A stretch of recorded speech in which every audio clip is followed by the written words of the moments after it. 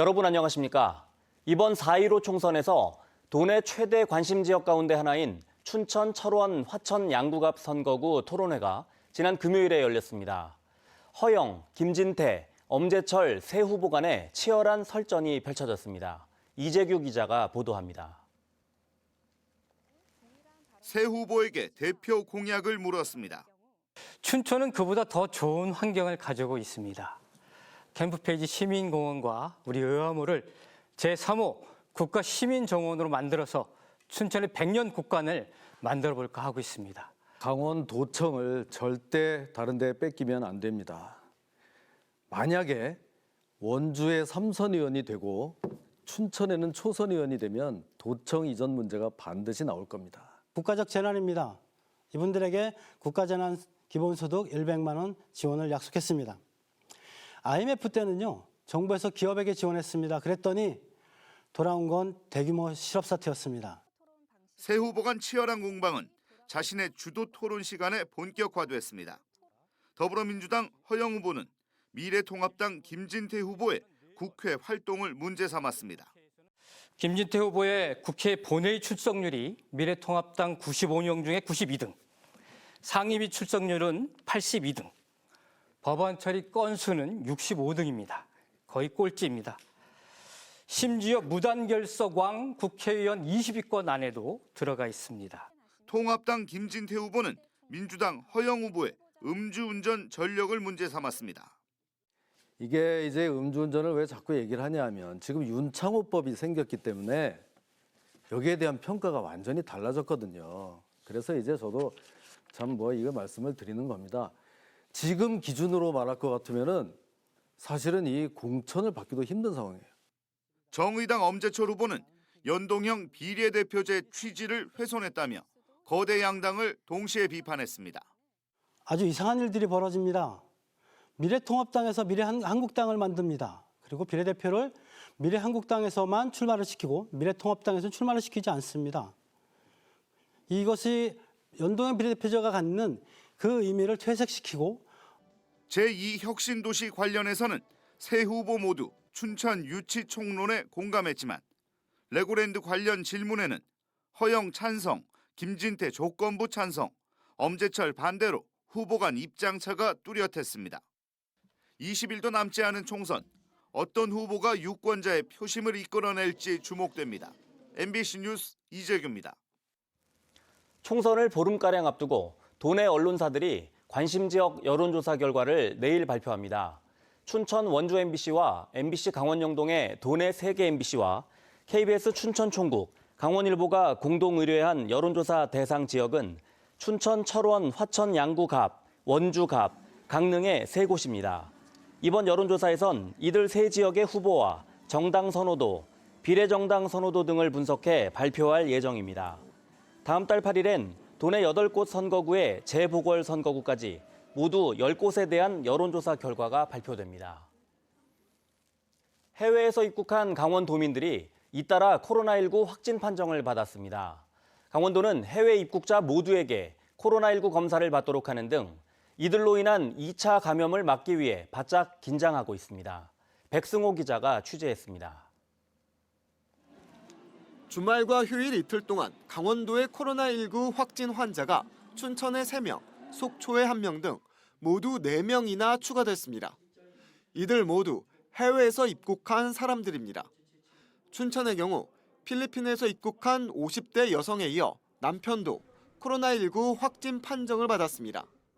이들은 21일 춘천 퇴계동 홈플러스를 찾았고 23일에는 집안 마트에서 생필품을 구입했습니다. 또 26일에는 홈플러스 안 약국에서 마스크를 샀습니다. 하지만 춘천시는 역학조사관의 의견에 따라 해당 대형마트를 폐쇄하지는 않는다고 밝혔습니다. 예, 현재로서는 마스크를 착용했던 걸로 파악이 되고 있습니다. CCTV 확인한 결과는 그렇게 돼 있고요. 보다 좀 자세한 거는 현재 그 역학조사가 진행되고 있다는 말씀을 드립니다. 또 영국에서 입국한 춘천 확진 환자의 경우 춘천까지 공항 버스를 함께 타고 온 승객 등이 모두 9명인 것으로 확인됐습니다. 현재 버스기사와 승객 4명은 자가격리 조치를 받았고 나머지 5명은 소재 파악 중입니다. 춘천시는 해외에서 입국한 모든 시민들에 대해 코로나19 검사를 벌일 계획입니다. 대상을 18일부터 입국한 시민들로 잡았습니다. 속초에서 발생한 코로나19 추가 확진 환자는 태국을 다녀온 모 항공사 조종사입니다. 이 조종사는 23일 입국한 뒤 속초 지역 식당과 대형마트 등을 다녀간 것으로 확인됐습니다. 자가격리를 권고받았지만 별다른 증상을 느끼지 못해 여러 곳을 다닌 것으로 알려졌습니다. 이처럼 해외 입국자들이 잇따라 확진 판정을 받으면서 강원도가 입국자 관리 대책에 나섰습니다. 강원도는 30일 이후 강원도를 찾는 해외 입국자가 54명인 것으로 파악하고 입국자 모두에게 코로나19 검사를 실시할 계획입니다. 지금까지 강원도에서 발생한 코로나19 확진 환자는 36명. 해외 입국자들로 2차 지역 감염 사태가 벌어지는 것은 아닌지 걱정이 커지고 있습니다. MBC 뉴스 백소입니다. 미국과 유럽 지역 입국자로 인한 코로나19 확산을 막기 위해 강원도가 공항에서 거주지로 이동하는 도민에 대한 수송 대책을 검토하고 있습니다. 강원도는 입국자 수를 파악해 인천공항에 별도 차량을 편성하는 방안을 검토하고 있지만 운전기사와 안내 공무원의 안전 문제 등을 종합적으로 판단해 수송 방법을 결정하겠다고 밝혔습니다.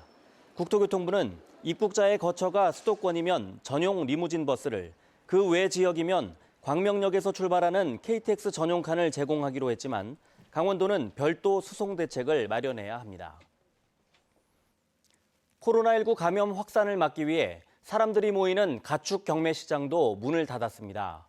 이런 가운데 한 달 만에 송아지 거래 알선제가 도입되면서 농가의 숨통을 틔워주고 있습니다. 김진아 기자입니다. 열흘에 한 번 열리는 횡성 가축 경매 시장이 텅 비었습니다. 코로나19 감염 우려에 지난달 27일 폐쇄됐는데 계약 추가 연기에 맞춰 재개장 계획도 23일에서 다음 달 5일까지로 한 차례 더 연기됐습니다. 한 달 이상 가축 거래가 중단되면서 송아지와 암소 등 300여 마리의 한우 출하가 밀렸습니다. 사육 기간이 늘면서 사료값 부담이 커지고 거래가 재개된다 해도 홍수 출하에 따른 가격 하락이 우려돼 농가로선 걱정이 이만저만이 아닙니다. 송아지가 매매가 돼야지 그게 사료값으로다가 이렇게 대체해 나가는데 매매를 못하니까 사료 운영 그 자체가 돌질 못해요. 거래 중단에 따른 농가의 어려움을 덜기 위해 축협 측이 1대1 직거래를 시작했습니다. 경매 내정위원이 가격을 정하면 구매자가 직접 소를 보고 구매를 결정하는 방식입니다.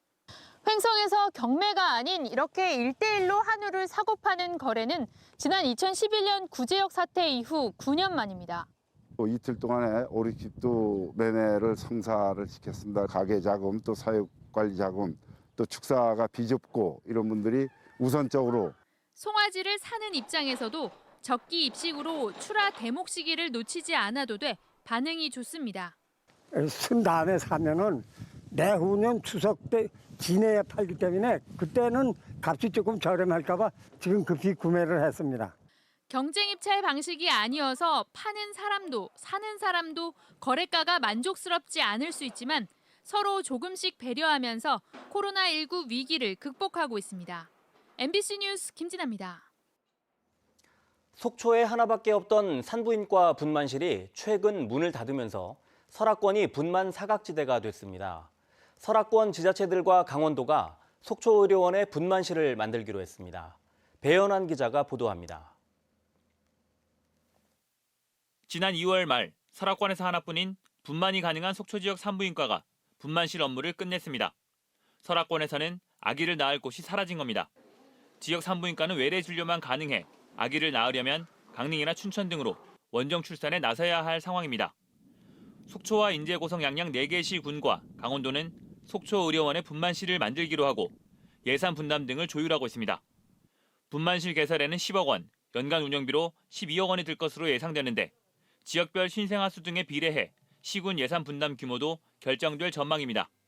속초시는 그 속초의료원하고 또 설악권인 속초, 고성, 양양, 인제까지 4개 시군이 같이 운영비를 분담을 해서 7월 달 이후에 빠른 시일 안에 설악권에 분만 산부인과를 새로 개설하려고 지금 강원도와 협의하고 있고 예산 마련 방안은 진척을 보이고 있지만 산부인과 전문의와 간호사 등 인력 확보는 쉽지 않은 상황입니다. 24시간 운영해야 하는 분만실 특성상 전문의 3명, 간호사 12명과 간호조무사 2명 등 모두 14명의 전문 인력이 필요합니다. 분만실의 문을 연 뒤 내년부터는 산후조리원 개설도 추진한다는 계획입니다. 속초의료원 별관 건물 신축이 추진되는 가운데 산후조리원도 함께 만든다는 구상으로 예산 확보가 관건입니다. 설악권에 분만실과 산후조리원이 다시 들어설 경우 임신부들은 원정 출산 등의 어려움을 겪지 않게 될 전망입니다. MBC 뉴스 배현환입니다. 코로나19와 총선 대응에 매달리고 있는 일선 공무원들을 위해 지원책이 필요하다는 목소리가 나오고 있습니다.